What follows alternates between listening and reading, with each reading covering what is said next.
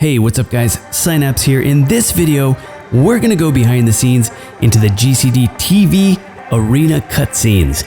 And this is a project that I'm doing with D-Machine from GCDTV. Make sure you check out his channel on Twitch. We wanted to make some epic arena cutscenes. So I'm gonna show you step by step on everything from capturing this footage to bringing it into After Effects, doing a little bit of editing. If you like this behind the scenes content, let me know in the comments. And if you want to learn more, please subscribe to the channel. Let's get into it. Basically, what I use to capture is a program called Bandicam. Check out the previous video I made, the best capture software 2015. I really like Bandicam because I can do a screen capture or I can capture game footage, and I have a lot of options. See, Bandicam is cool because if you wanted to use your graphics card, you can tell it to use the graphics card or you can tell it to use the CPU. But anyway, it also supports third-party codecs, which is cool, so you can install your own codec. It supports 4K and 120 FPS capture. It's definitely my go-to for video capture. Okay, let's take a look at Blade's Edge. Blade's Edge is cool. Look at all those dots that are in the scene. That's the 3D camera tracker. And it looks like this. Basically, all you do is you right-click on a layer and you say track camera. And After Effects goes straight to work tracking this scene and creating a 3D camera. Pretty much what it means is that After Effects understands this scene in 3D. And as you can see, as I move my mouse around to some of these objects, it knows that that's a wall over there. It knows that here's a platform right here. And it allows me to actually place objects in the scene like this. I placed all of these objects here in the scene so that when I take it into the 3D program, I can see where the platform is. And so I know where to place the text. You can see that the shapes stick perfectly onto the scene. And that's what the camera tracker does. A lot of people contact me and they say, I have a hard time with the camera tracker. It's, it failed to create a camera. And it's all about the scene that you use. And basically I did a really smooth pan around the platform.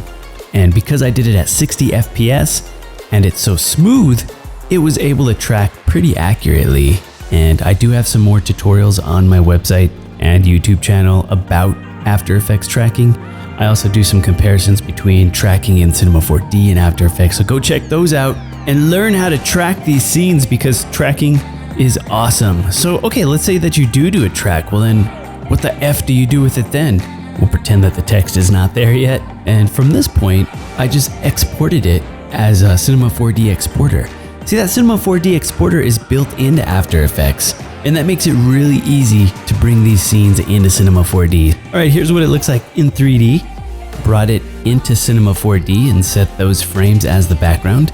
Here, when I toggle all of these 3D shapes on and off, you can see those are the exact shapes as I made them in After Effects. And all I have to do is add a little bit of text to it, and bam, we are good to go. Check that out. So it's floating text. Doesn't really mean a whole lot right now because we haven't done much to it.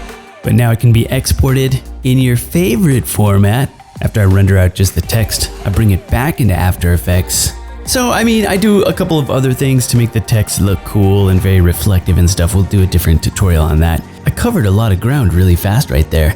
I went all the way from taking a capture to tracking in After Effects and taking that track data, importing it into Cinema 4D, creating some 3D text in a 3D environment, and then bringing it back into After Effects. This is behind the scenes, so you just get a gist of how it works. And there's what the text looks like just by itself from Cinema 4D. So lit! My favorite one was actually Dalaran Sewers. This one has some really cool lighting, and I just like the colors in the sewers. I always have. And I like the arena itself. It's a lot of fun to play. Using the boxes is clutch. And then you have the waterfall that just comes down every couple of seconds in the middle of the arena. So let's talk about what it looks like and what I was thinking when I was making this scene. I did some looks effects here to kind of just really make this arena look grungy, because it is in the sewers after all. and it's underground, so I kind of wanted to take advantage of that. It's dark down there, but it's also soft. So I did add a little bit of matrix green to it, kind of give it that war type feeling to it. And as we moved around this arena, I also did some time remapping to kind of make things go slow motion, then fast, and definitely bring it to life. Let's take a look at Tolvir, and I added some lens flares on this guy right here that's holding that torch, or whatever it is. So we definitely had to go J.J. Abrams on this one, just cause lens flare. This one got a little bit intense. The challenge that I faced, the text comes in, but what I had to do was mask out the statue because I didn't want the statue to appear like it was behind the text. This is what it looks like right here with the mask. And if I were to move the mask away, you would see that now the text appears like it's in front of the statue, and that's not correct. So I had to bring this mask out like this and just block the text. I did it on the live stream and we were just hanging out. Since this was for GCDTV, D-Machine came in and he was watching for a little while as we made this magic happen. Because we used masking and some of these more advanced techniques in this scene, this is one of my favorites. We even brought the shadow in. I placed a light up where the sun might be and projected a shadow. Pretty closely matches the shadows that are already in the scene. Let's take a look at the ruins. This is pretty cool. You know, Ruins has that green slime that's in the arena. Not personally my favorite. I really like the gravestones though that are on the other side. I kind of wish that Blizzard would like get rid of that green stuff and just make some more gravestones over there. Maybe it could be used as LOS or something. Hey, whatever. It's Ruins and it's awesome. So I kind of just took that color theme and color graded the sky a little bit, gave it more of that green look. Added a little bit of motion blur as we rotate around. You can barely see it. You might not have noticed it unless you're looking for it, but you can see how the edges are blurring right here. That's due to the motion. That's the Ruins also masked kind of pillar that's sticking up right here, so I had to mask that out. That mask is part of the text layer. So if I look at just the text by itself, it's got the tomb masked out right there. That gives the text depth. So you can see the text is behind the one pillar, but in front of those back pillars. Probably some little details that you would have otherwise not even paid attention to. So Nagrand, definitely one of my favorite arenas. The arena is very symmetrical. So this is a great arena in terms of gameplay and strategy, using the pillars for LOS. And then you also have this wide open area in the center. Here I also did a little bit of masking. You can see that the pillar kind of sticks out right there. So I had to mask that spike out. We end up going through the text at the very end. So that part was kind of cool.